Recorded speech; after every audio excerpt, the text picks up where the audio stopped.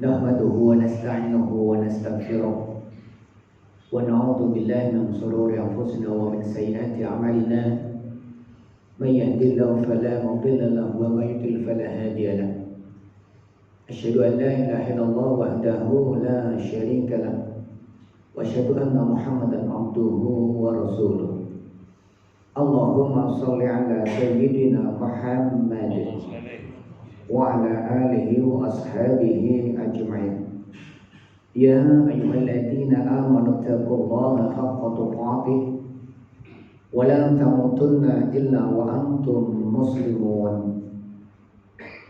يا أيها الناس اتقوا ربكم الذي خلقكم من نفس واحدة وخلق منها زوجها وبث منهما رجالا كثيرا ونساء واتقوا الله الذي تساءلون به والأرحام إن الله كان عليكم رقيبا يا أيها الذين آمنوا اتقوا الله وقولوا قولا سديدا يصلح لكم أعمالكم ويغفر لكم ذنوبكم ومن يطع الله ورسوله فقد فاز فوزا عظيما أما بعد. Jamaah sidang salat subuh rahimakumullah. Kita sangat bersyukur bahwasannya pada kesempatan kali ini Allah memberikan sekian banyak kenikmatan kepada kita. Ada satu kenikmatan yang Allah berikan setiap harinya, dan bagi siapa yang mau mengambilnya, maka sesungguhnya ia menjadi orang yang sangat beruntung di muka bumi ini. Kenikmatan itu yang Allah sediakan untuk kita adalah sholat sunnah 2 rakaat qobliyah subuh. Hingga Rasulullah menyampaikan, raka'ataini qoblal fajri khairum minad dunya wa ma fiha. Orang yang melaksanakan sholat sunnah 2 rakaat sebelum subuh, maka seolah-olah ia mendapatkan lebih baik daripada dunia dan seisinya. Khairum minad dunya wa ma fiha. Maka siapa saja ketika benar-benar memahami hadis ini, dia akan mengejar, dia tidak akan meninggalkan untuk melaksanakan sholat sunnah 2 rakaat sebelum subuh. Dan ini kenikmatan yang amat besar yang Allah berikan kepada kita. Kedua, Allah memberikan kemudahan kepada kita untuk melaksanakan ibadah sholat subuh secara berjamaah. Dan Masya Allah, ini adalah satu keutamaan, karunia besar, dan sebaik-baik nikmat yang Allah karuniakan kepada orang yang beriman adalah nikmat bisa beramal saleh. Hadir untuk sholat subuh secara berjamaah adalah nikmat yang terbesar yang Allah karuniakan kepada orang yang beriman. Dan yang ketiga, ada satu kenikmatan yang ini tidak diberikan kepada semua orang. Jika makanan dan minuman adalah nikmat yang bisa diberikan oleh Allah kepada semua orang, siapapun Allah akan kasih. Namun ada satu kenikmatan yang Allah hanya memilihnya, orang-orang tertentu saja yang Allah berikan padanya. Karena nikmat ini akan berlanjut sampai kelak di akhirat nanti. Nikmat itu adalah nikmat ketika kita dihadirkan, orang di kiri kanan kita adalah orang-orang yang saleh. Maka itu karunia yang sangat besar yang Allah berikan kepada kita. Karena sesungguhnya Rasulullah menyampaikan, almar'u ala dini khalili. Seseorang itu agamanya akan sangat ditentukan khalili oleh teman dekatnya. Maka Rasulullah berpesan, falyandur ahadukum man yukhalilu. Perhatikan betul siapa teman dekat kalian, kata Rasulullah. Almar'u ala dini khalili. Karena teman dekat akan sangat mempengaruhi agama kita. Bahkan dalam Al-Quran Allah menyampaikan, al-akhillau yawma idin ba'dhum li ba'din aduun illal muttaqin. Teman itu ada 2. Ini Allah sampaikan dalam Al-Quran. Teman yang pertama adalah teman yang nanti kelak ketika di akhirat aduun akan menjadi musuh, saling menyeret ke neraka, akan saling menuntut ketika di akhirat, bukan saling tolong menolong. Kendati pun mereka ketika di dunia sama-sama saling tolong menolong, duduknya sama-sama, acaranya sama-sama, perginya sama-sama, tapi nanti di akhirat mereka kata Allah aduun akan menjadi musuh. Naudzubillah. Karena mereka ketika di dunia kebersamaannya bukan untuk kebaikan dan ketaatan, tapi pertemanannya, persahabatannya, kebersamaannya, duduknya, acaranya adalah dalam rangka kemaksiatan dan dosa kepada Allah Subhanahu wa taala. Sehingga kelak di akhirat aduun mereka akan menjadi musuh. Namun ada teman yang kedua. Allah mengatakan illal muttaqin. Namun ada dikecualikan orang-orang yang ketika di dunia mereka bersahabatnya, bertemannya, duduknya, sama-samanya, acaranya dalam ketakwaan kepada Allah. Maka kelak mereka akan saling tolong menolong di akhirat. Maka kelak mereka akan saling bantu membantu di akhirat. Maka tadi saya sampaikan, bersyukurlah kita kalau Allah hadirkan satu orang saja yang soleh di samping kita. Itu satu kenikmatan yang sebenarnya wajib harus kita syukuri benar-benar. Namun terkadang Pak, kita ini belum begitu bisa mensyukuri nikmat hadirnya orang yang soleh di sisi kita. Terkadang kita masih cuek dengan mereka yang ada di kiri kanan kita. Padahal ini orang soleh yang Allah hadirkan untuk kita. Bagaimana caranya mensyukurinya? Ketika Allah menghadirkan orang yang soleh di samping kita, insya Allah yang hadir semua duduk di sini adalah orang soleh semua. Ibu-ibunya adalah orang-orang yang soleha. Maka Pak, syukurilah. Karena kenikmatan yang lebih besar daripada nikmat harta, kenikmatan yang lebih utama daripada nikmat harta benda, nikmat yang lebih utama daripada makan dan minuman, yaitu teman yang soleh. Kenapa? Karena teman yang soleh itu akan sangat mempengaruhi agama kita. Baik buruknya agama kita sangat dipengaruhi teman dekat kita. Posisi seorang kelak di akhirat surga atau neraka sangat dipengaruhi oleh teman dekatnya. Maka Pak, setidaknya kalau ada teman yang soleh di kiri kanan kita, syukurilah. Bagaimana cara mensyukurinya? Berikan salam kepadanya. Minimal kita mengucapkan assalamualaikum. Ketika kita sudah memberikan salam, berikanlah senyuman kepadanya. Ketika kita sudah memberikan senyuman, peganglah tangannya, jabat tangannya. Maka ini bentuk syukur kita kepada Allah tatkala kita dihadirkan orang yang soleh di samping kita. Makanya Pak, saya tadi ini senang sekali, bersyukur. Ketika saya duduk di sana, ya, selesai sholat, ada orang datang kepada saya Pak. Saya seolah-olah diajari oleh beliau dan saya belajar dari beliau. Pak Joko, ada Pak Joko? Mana Pak Joko? Masya Allah.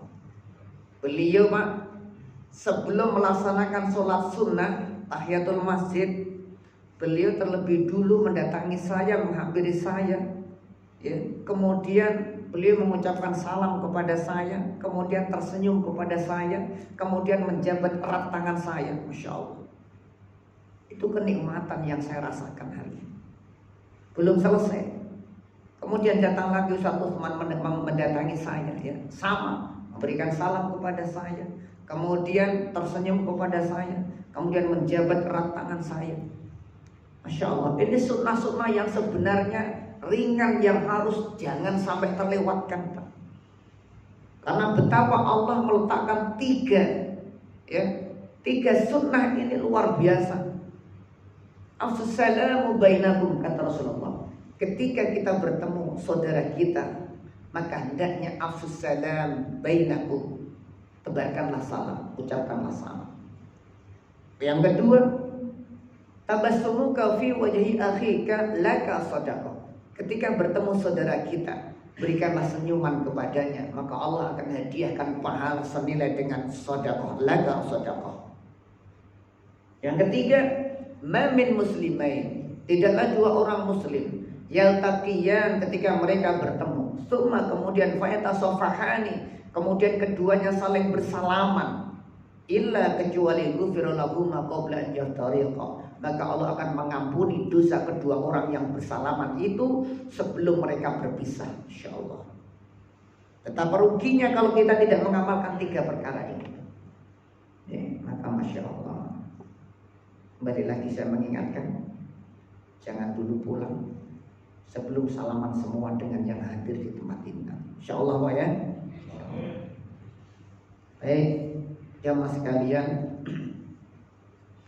kita ini dalam beberapa hari ke depan ini akan memasuki 1 bulan yang namanya Dzulhijjah.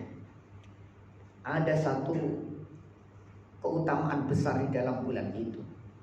Bahkan di antaranya dari sekian banyak keutamaan di bulan Dzulhijjah itu Allah mensyariatkan ada namanya Idul Kurban. Ada hari raya kurban. Kita akan banyak mengambil dari pelajaran ini. Kita ketika hendak memasuki hari raya kurban, ada persiapan-persiapan yang harus kita lakukan. Ya.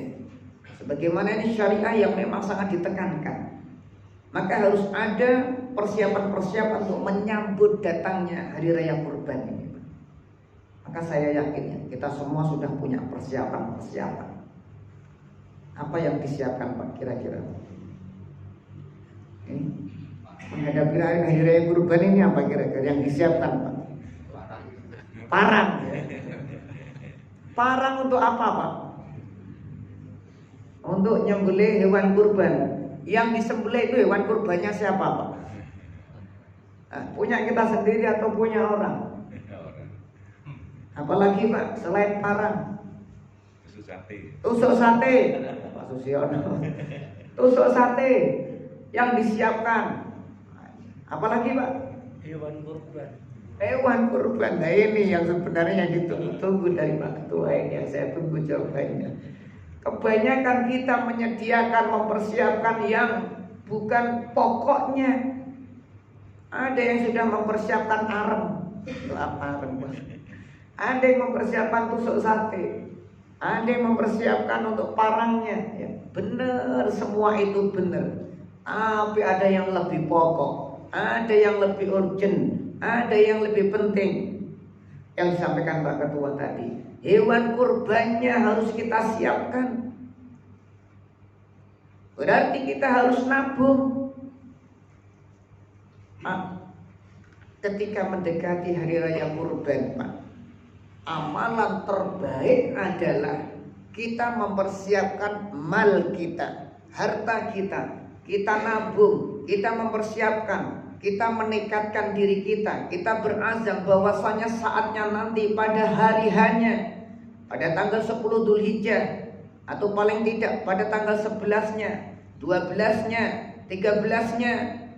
Ada berapa hari Pak berarti untuk menyembelih hewan kurban? Waktunya berapa? 4 hari. Tanggal 10 ditambah 3 hari tasyrik, berarti 11, 12, 13. Ada kesempatan 4 hari. Allah menyediakan kita agar nabung supaya ketemu dengan 4 hari itu kita bisa melaksanakan Pak. Maka amal terbaik saat kita menyambut menyongsong datangnya Idul Kurban adalah kita mempersiapkan mal kita, harta kita. Kita bermohon kepada Allah terus menerus sembari kita nabung agar pada hari hanya kita ini bisa berkorban. Jadi ada 2 Pak amalan terbaiknya.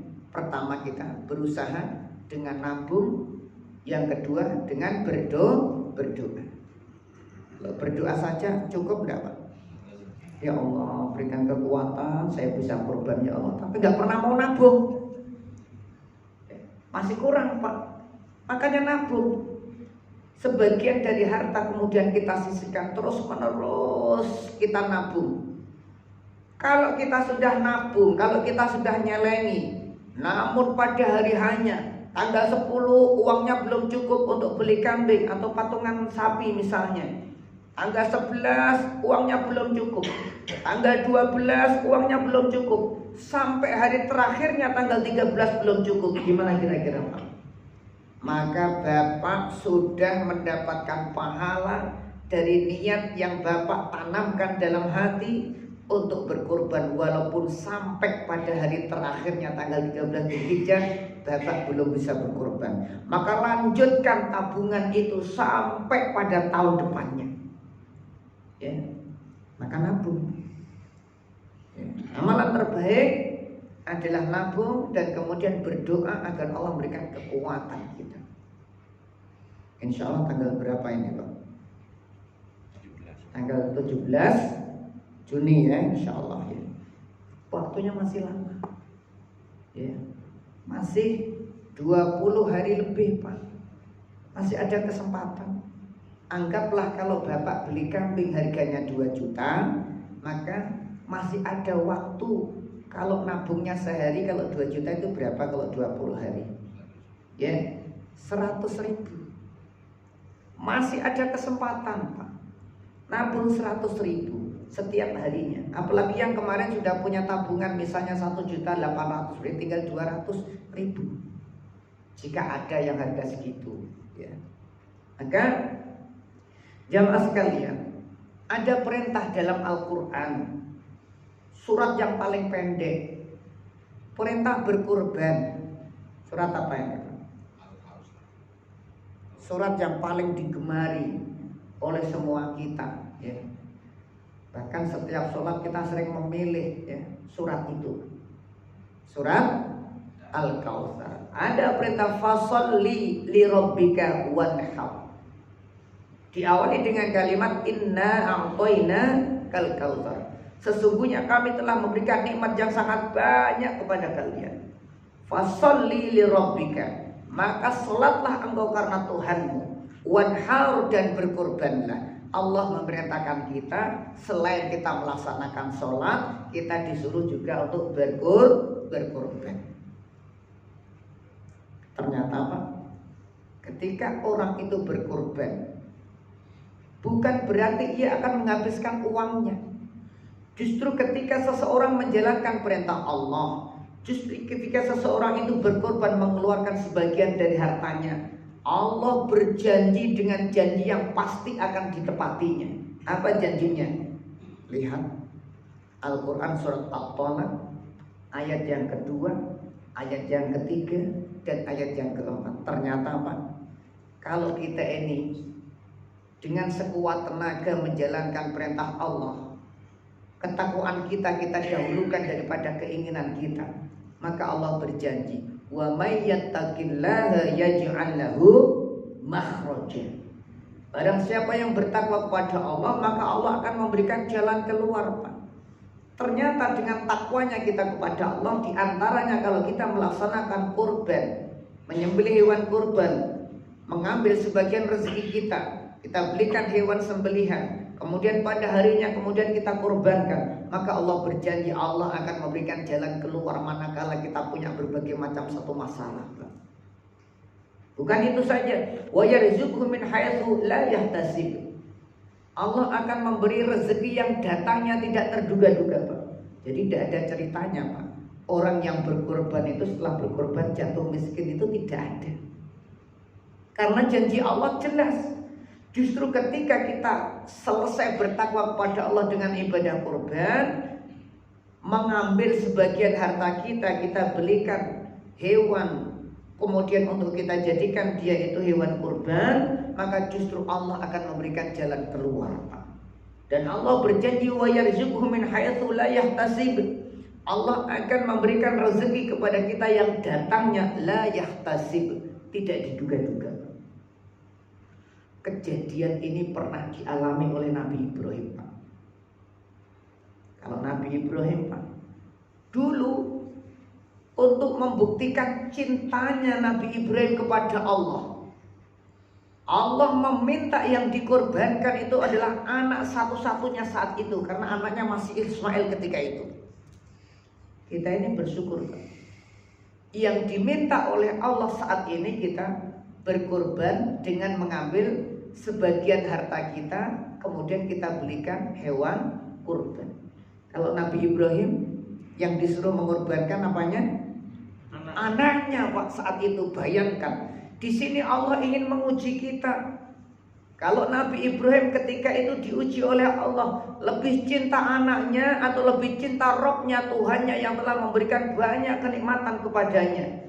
Kalau sekarang kita diuji, kita hanya diminta sebagian harta kita. Lebih cinta mana antara ini diri kita ini kepada Allah atau dengan harta kita? Ternyata Pak, pelajaran berharga dari Ibrahim. Ibrahim ini adalah seorang nabi yang sangat sabar. Bahkan beliau termasuk salah satu dari 5 nabi yang mendapatkan gelar ulul azmi. Saking sabarnya itu. Ujian bertubi-tubi Allah datangkan kepada Ibrahim. Di antara ujiannya Pak, Nabi Ibrahim diuji oleh Allah. Bertahun-tahun lamanya menikah dengan Sarah, belum dikaruniai keturunan Pak. Itu ujian yang berat. Karena Nabi Ibrahim bercita-cita bahwasanya ada keturunan yang Allah datangkan hingga nanti meneruskan perjuangan dan dakwah Nabi Ibrahim untuk mengajarkan agama tauhid itu. Ya. Sekian lama bertahun-tahun menikah dengan Sarah, ya. Masih belum mendapatkan keturunan, dan itu ujian yang berat bagi orang yang berumah tangga bertahun-tahun Pak, belum dapat keturunan. Ujian yang berat, apalagi seorang nabi yang diharapkan nanti akan menjadi pewarisnya, yang akan mendakwahkan ajaran tauhid ini Pak. Maka kemudian Nabi Ibrahim berdoa terus menerus kepada Allah, Rabbi habli minas shalihin. Ini Pak, yang belum punya anak, ya, salah satu doa yang diajarkan oleh Allah dalam Al-Quran, surat As-Saffat ayat 100.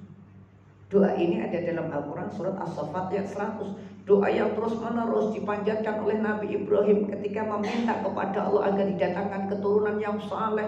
Rabbi habli minas shalihin. Ya Allah, tolong datangkan, hadirkan kepadaku seorang anak yang saleh ya Allah. Masya Allah Pak. Doa-doa Nabi Ibrahim itu Pak didengar oleh istrinya. Siapa istrinya Pak? Namanya tadi Sarah. Sarah ini Masya Allah, wanita yang salehah Pak, sangat pengertian.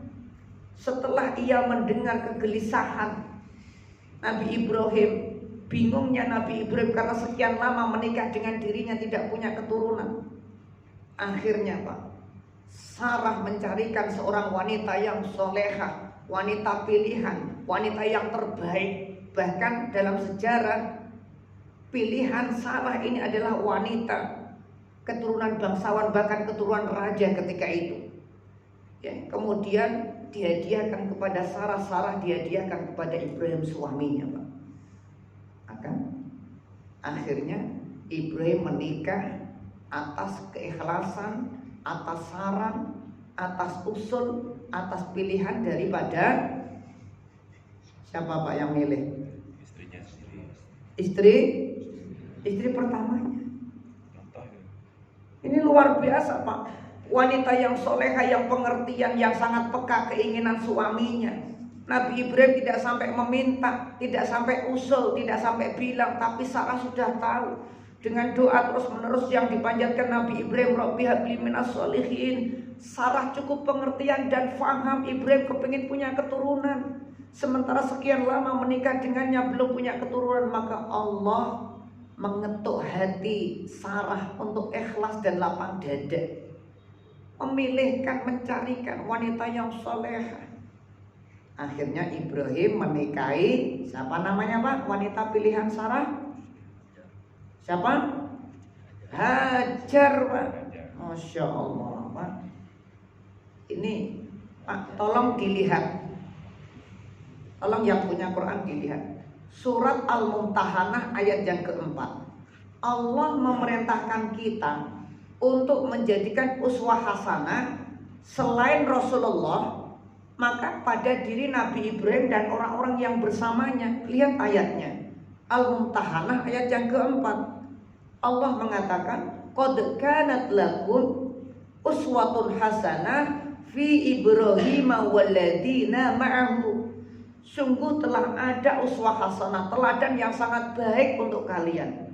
Siapa? Fi Ibrahim, pada diri Nabi Ibrahim, walladzina ma'ahu, dan orang-orang yang bersamanya. Siapa orang yang bersama Nabi Ibrahim yang harus kita jadikan contoh dan teladan dalam kehidupan kita? Di antaranya Sarah. Sarah ini istri pertama berarti Pak ya. Hajar istri kedua. Berarti yang harus menyontoh Sarah ini siapa? Suami atau istri? Siapa Bu? Istri. Apa kira-kira sudah ada yang menyontoh Sarah?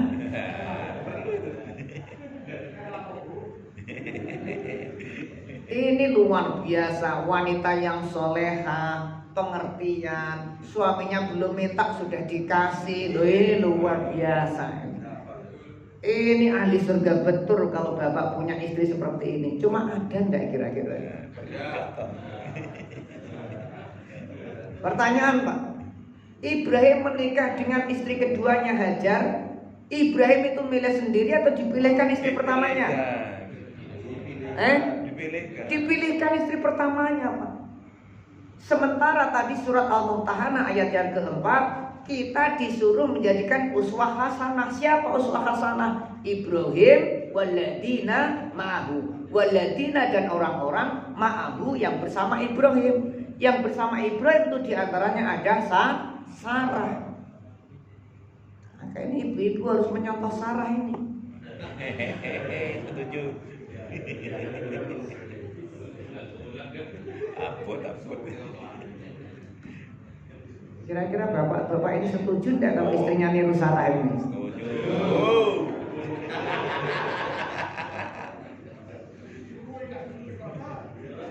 Sebenarnya dari sini ketahuan, ternyata banyak di antara bapak-bapak yang kepengen nikah lagi. Tapi saya tidak berani. Bukan tidak berani, memang istrinya yang pengertian. Coba kalau ada istri yang pengertian, ya Allah, sepertinya suamiku ini kepingin menikah lagi, tapi kayaknya takut sama saya, ya Allah. Maka saya akan mencarikan, ya Allah. Ini luar biasa ini kalau ada. Cuma ya langka Pak, kayak gitu, apalagi zaman sekarang. Ya, nggak tahu kalau di sini, mudah-mudahan juga ada. Ya. Cuman alasannya apa? Alasannya Sarah tadi bagus Pak. Karena dia ingin nanti ada keturunan dari suaminya Ibrahim yang nantinya akan mendakwahkan agama tauhid itu. Bukan untuk yang lainnya. Ini keikhlasan Sarah luar biasa. Maka perlu ditiru. Nah kalau bapak sudah punya anak banyak masih juga mau kepingin dicarikan istri pertama, udah punya anak banyak. Maka perhatikan ikhlasnya Sarah itu, kemudian Allah menjawab doa-doa dari Nabi Ibrahim. Allah menjawab doa Nabi Ibrahim. Di antara sebabnya adalah ikhlas dan lapang dadanya Sarah untuk Nabi Ibrahim menikah dengan istri keduanya yang bernama Hajar. Allah menjawab doa Nabi Ibrahim ketika Nabi Ibrahim berdoa dengan kalimat Rabbi habli minas sholihin. Ya Allah, berikanlah kepadaku seorang anak yang saleh. Maka Allah menjawab dalam ayat selanjutnya, ayat 101 surat As-Saffat. Apa jawab Allah?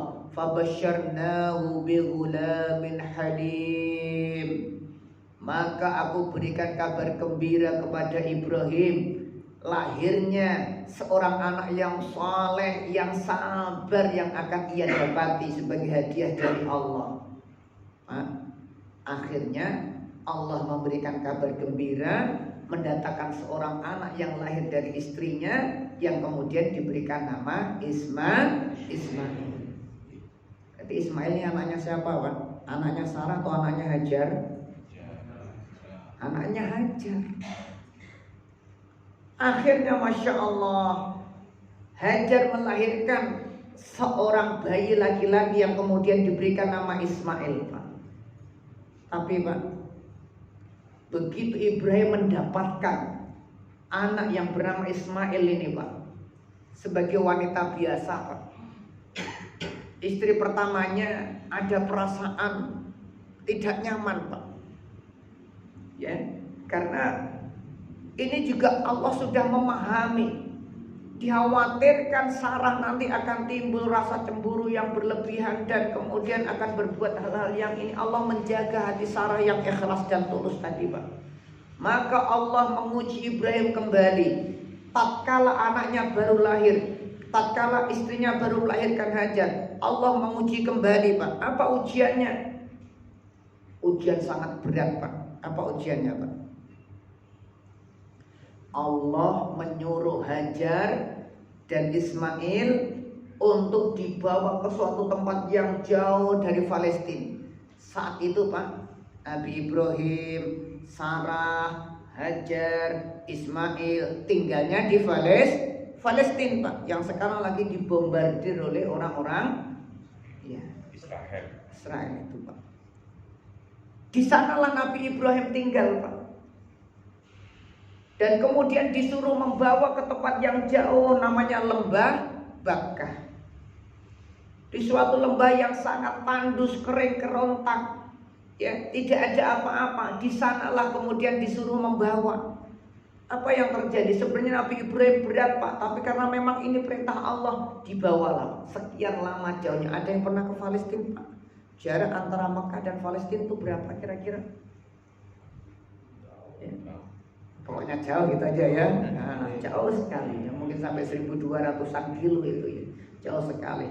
Dengan berat hati kemudian Ibrahim membawa dan meninggalkan Hajar dan Ismail yang masih bayi di situ, Pak. Bayangkan, Pak, istri yang baru melahirkan, anak yang masih bayi, ditinggal di suatu tempat yang sepi, tidak ada apa-apa, kering kerontang, tidak ada makanan, tidak ada minuman. Laisa anisun fi wala syai'un. Laisa anisun, gak ada manusia sama sekali yang dimintai tolong.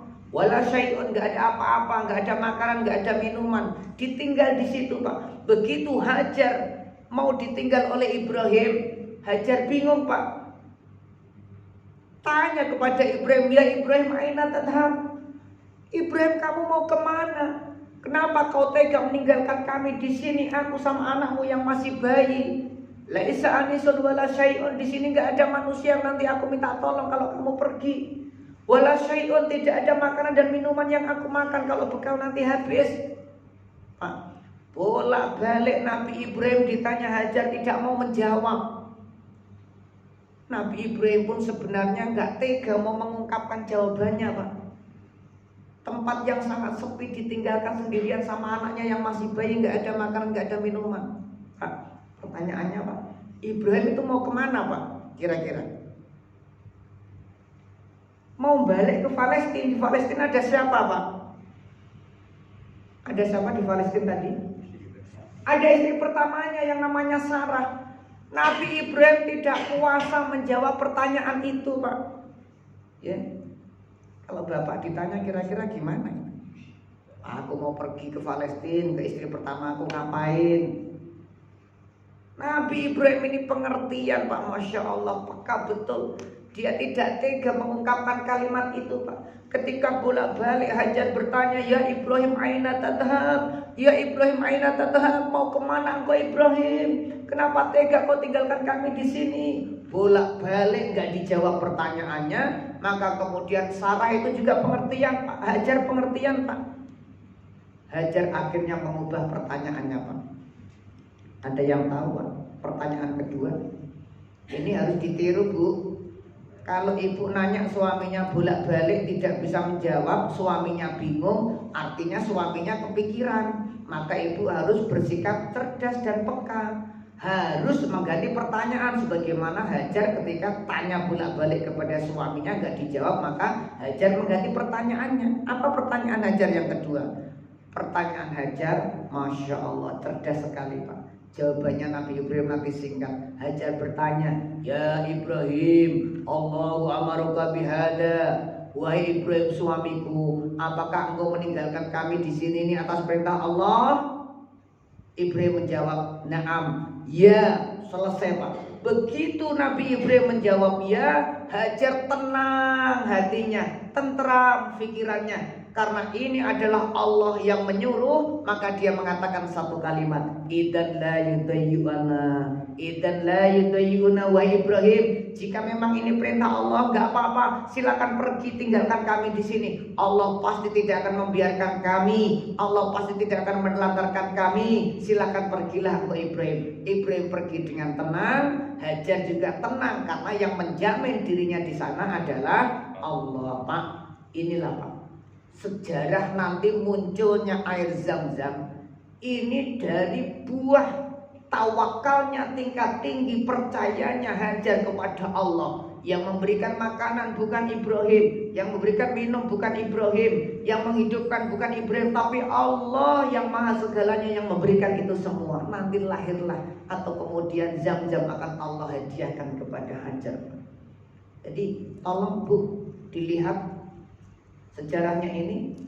Kalau suaminya bertanya bolak-balik tidak bisa menjawab, artinya bingung, maka harus diganti dengan pertanyaan yang lainnya.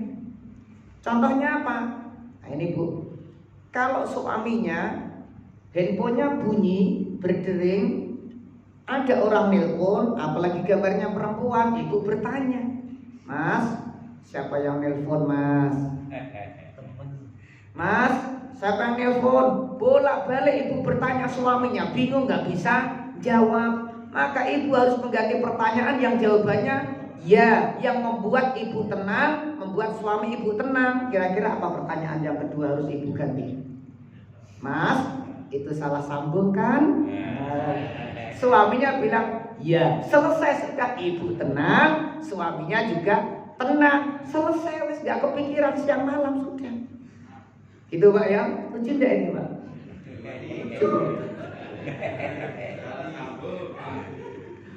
Selesai. Ini wanita yang solehah, wanita yang cerdas, yang pengertian. Ya Allah, suami saya kok ada telepon bolak-balik, dan tak tanya kok bingung, nggak bisa jawab. Mau tak ganti pertanyaan yang seperti pertanyaannya Hajar, yang jawabannya hanya iya. Mas, itu salah sambung kan?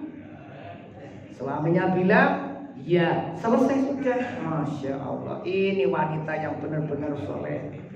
Nanti dipraktekkan Bu ya.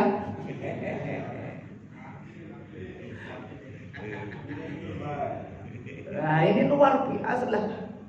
Makanya sampai kenapa dalam Al-Quran itu kita disuruh menjadikan teladan Ibrahim sebagai seorang suami, Sarah sebagai istri pertama, Hajar sebagai istri kedua, dan Ismail sebagai anaknya. Lengkap sudah keluarga ini Pak. Ada suami, ada istri, ada orang tua, ada anak. Masya Allah, benar-benar sikap mereka semuanya menakjubkan, semuanya sikapnya bagus. Terakhir Pak, Ismail ketika hendak mau disembelih Ibrahim, suatu saat Ibrahim bermimpi, dia panggil anaknya. Inilah yang kemudian nanti kita disyariatkan untuk menyembelih hewan kurban Pak. Dari sejarah ini, Ibrahim ketika tidur, Allah mendatangkan satu perintah lewat mimpinya. Dia panggil anaknya Ismail, ya, datanglah ya bunayya, wahai anakku Ismail, inni ara fil manami, sesungguhnya aku telah mimpi, aku melihat dalam mimpiku, anni adbahuka, aku disuruh Allah untuk menyembelihmu wahai anakku. Aku disuruh Allah untuk mengorbankan kamu wahai Ismail anakku. Fangdur mada tara, bagaimana pendapatmu wahai anakku Ismail? Bayangkan Pak, disuruh mengorbankan anak satu-satunya yang ditunggu-tunggu bertahun-tahun.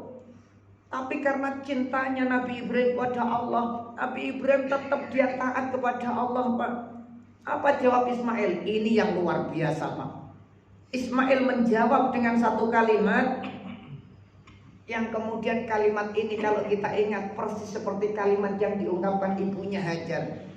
Ismail menjawab, ya abatif al, wahai ayahku, lakukanlah saja, sembelih saja aku wahai ayahku, gak apa-apa. Matumar, jika memang ini adalah perintah Allah, lakukan saja wahai ayahku, sembelih saja aku, jadikan korban, gak apa-apa. Satajiduni insyaallahu minas sabirin. Semoga engkau wahai ayahku mendapati aku sebagai orang yang sabar. Masya Allah Pak, Ismail rela mengorbankan nyawanya demi takwanya kepada Allah, demi perintah Allah. Ibrahim rela mengorbankan anaknya demi cinta dan takwanya kepada Allah. Akhirnya Pak, ternyata Allah memberikan satu hadiah kepada mereka berdua. Tatkala mereka sudah pasrah, tatkala mereka sudah siap, Ibrahim sudah mau menyembelih, Ismail sudah mau disembelih, pasrah semua, maka kemudian Allah memberikan satu karunia besar kepada mereka sebagai jalan keluar. Dalam Al-Quran surat As-Saffat ayat 107, Allah mengganti Ismail dengan sembelihan yang besar. Wa fadainahu bidibhin adim. Allah melarang Ibrahim menyembelih Ismail dan Allah ganti bidibhin adim, dan kami ganti dengan sembelihan yang besar. Akhirnya Allah mendatangkan seekor kibas yang sangat besar sebagai ganti. Ismail tidak boleh disembelih. Masya Allah Pak. Hasil dari buah ketakwaan, Ibrahim tidak jadi kehilangan anak yang sangat dicintainya, Ismail tidak jadi kehilangan nyawa satu-satunya, maka kemudian Allah mengembalikan kepada mereka. Ibrahim mendapatkan kembali anak yang dicintainya, Ismail tidak jadi kehilangan nyawanya. Wa fadainahu bidibhin adim. Tidak ada perintah yang mendatangkan mafsadat, namun semua perintah pasti akan mendatangkan manfaat. Mudah-mudahan kita semua diberikan kekuatan untuk bisa berkorban di tahun ini, diberikan kemudahan, dan kita semua dijadikan orang yang senantiasa bertakwa kepada Allah Subhanahu wa taala. Terima kasih. Assalamualaikum warahmatullahi wabarakatuh.